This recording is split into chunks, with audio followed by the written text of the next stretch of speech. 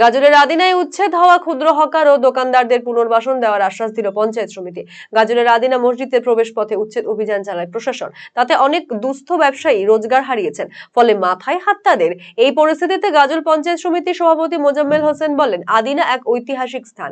শীতের সময় প্রচুর পর্যটক আসেন বেড়াতে, সেজন্য যানবাহন রাখতে খুব অসুবিধা হতো, এমনকি রাস্তা দিয়েও চলাচলের সমস্যা হচ্ছিল। যারা অবৈধভাবে ব্যবসা করছিলেন তাদের সরিয়ে দেওয়া হয়েছে, তবে এদের পুনর্বাসন করা হবে।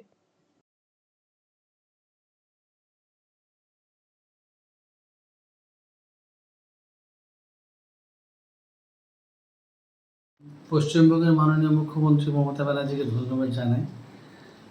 এটা আমরা বলবো উচ্ছেদ অভিযান নয়, পুনর্বাসন অভিযান, দিদির ভাষায় এবং আমাদের সরকারের ভাষায়।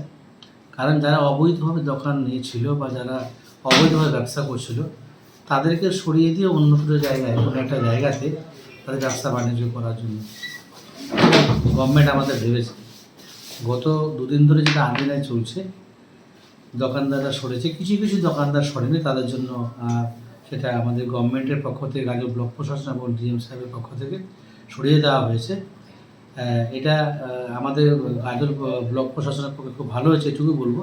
কারণ পর্যটক যে সিজন এটা এবং শীতের মরশুম, এই সময় আদিনা ইকো পার্ক এবং আদিনা যে আমাদের ডিয়ার ফরেস্ট আছে সেখানে বেশ কয়েক জায়গা থেকে এবং কয়েক লক্ষ মানুষের সমাগম হয়। তাতে যানবাহনের পক্ষে সত্যি একটা অসুবিধা হচ্ছিল বা অসুবিধার সৃষ্টি হচ্ছিল।